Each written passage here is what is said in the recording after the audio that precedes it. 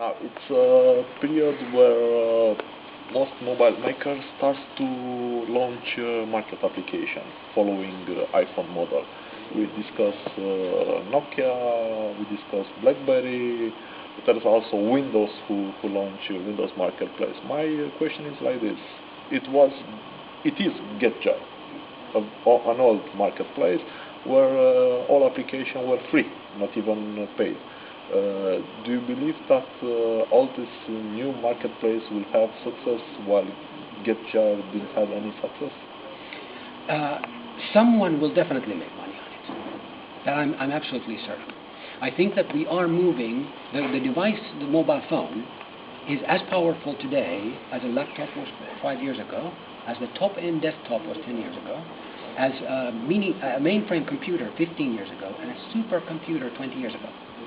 So it's an issue of technology now. The device is so powerful that 20 years ago, the most powerful computer on the planet, that it cost $1 million an hour to operate, we have that power now. Every one of our little, N-series and Sony Ericsson iPhones has that power.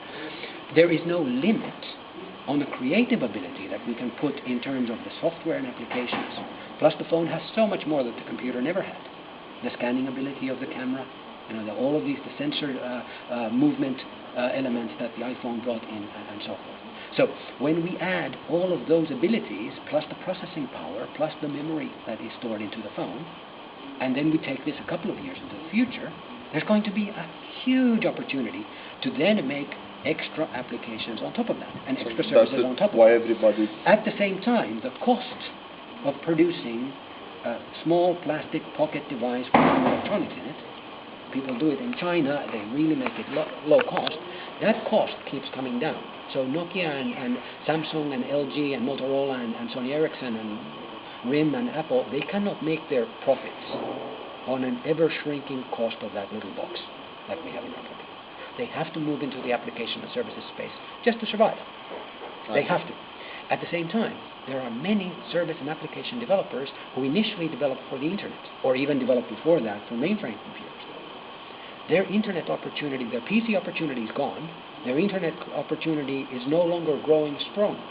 And suddenly they discovered, these wonderful mobile phones are like computers. I can put my application here. Game developers are doing it already. So they take their standard games and they are placing it on mobile phones. And we are getting ever more and more and more of that. So yes. And I think then the question is, who will win?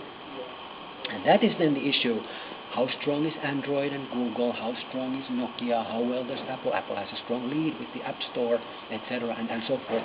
The business model comes in on how fairly do you compensate the people who created the content and so forth, and services and so forth. So these kind of things will come out, but it's a new business opportunity, and I think that it will make for an exciting time for the industry next 5 years. Okay. Now, you said about application and services.